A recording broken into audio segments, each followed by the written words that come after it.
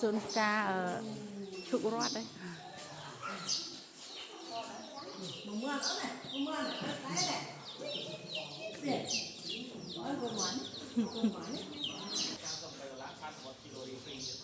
Cơm anh kinh nơi resort đằng đằng á. Mà cái mẹ cái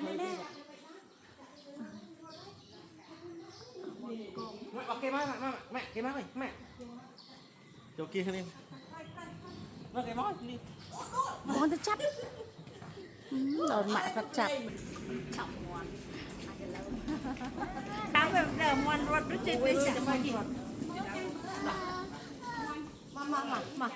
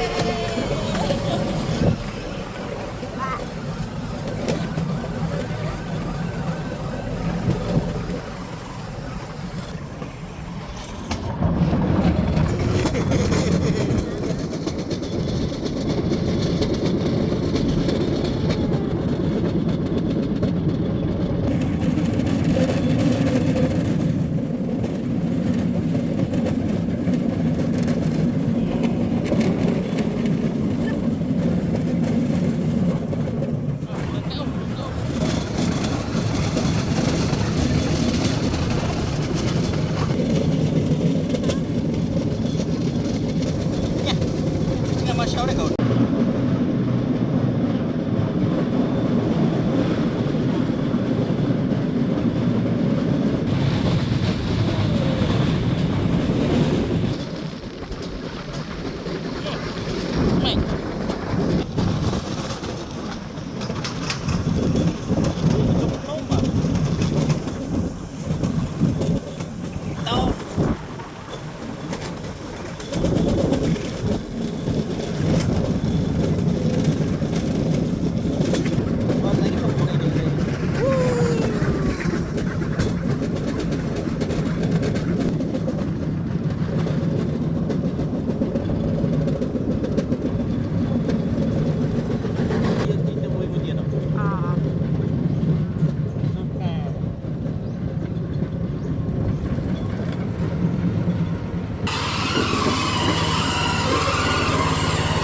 Con thấy pre ấy pre để tha sốt nó cram nó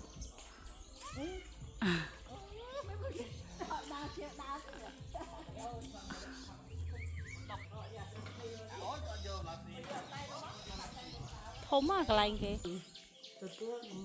Anh cái thôm resort cái này đây.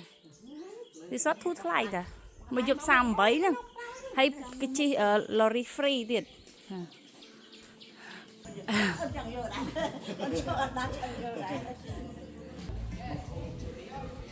Lại cái thôm ở đây đồng man hết ta.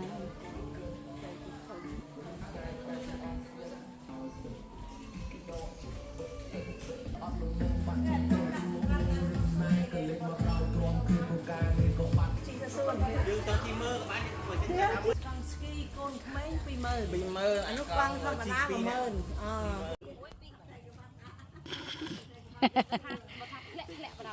Tạ tạ. Ấy ơi.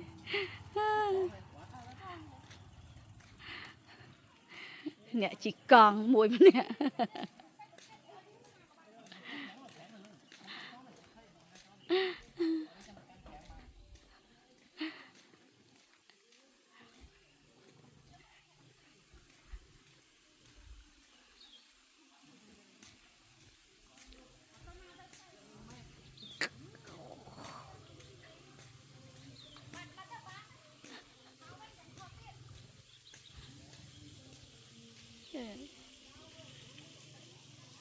Còn cái thốt đây tôi phép ơi tới.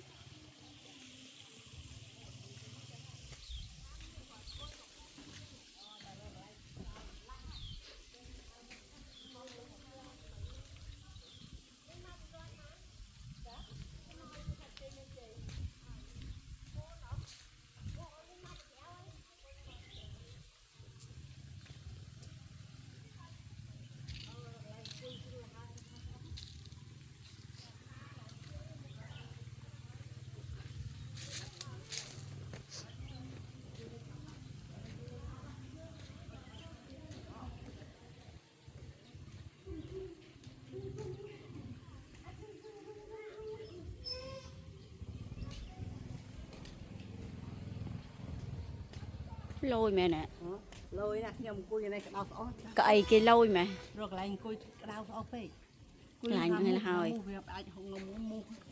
ôi là bạn wow sai áo chứ nè anh đi bon mạ cứ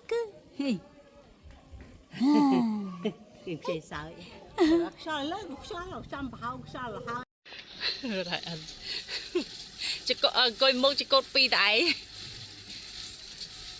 ở giờ muội như vậy ở tinh ngủ chết là phải lầu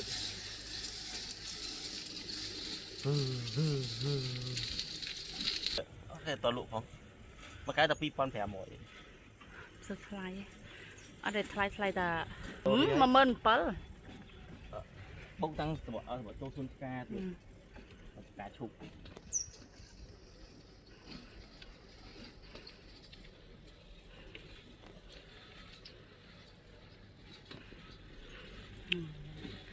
đây xài cái thông tập về trên tới vô cái này chi mơ ta những cái trong quê hộ vậy mình sẽ tích mắc phải chạy lưới chạy gì tích mắc bị thu tích xài chụp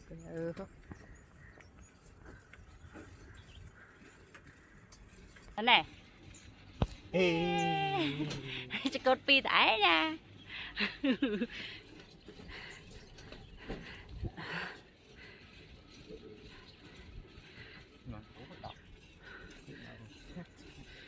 nếu nhà tôi sao rồi xem như nào mà lấy ê cầm lan no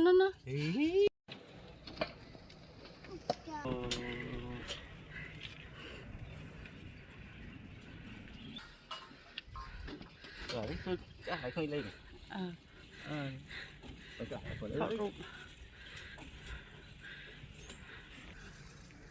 đây cái thứ cái này cũng mê lại lên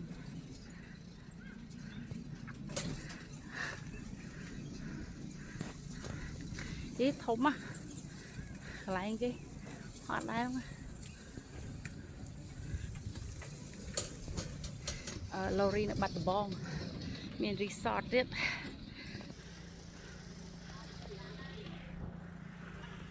nhưng mà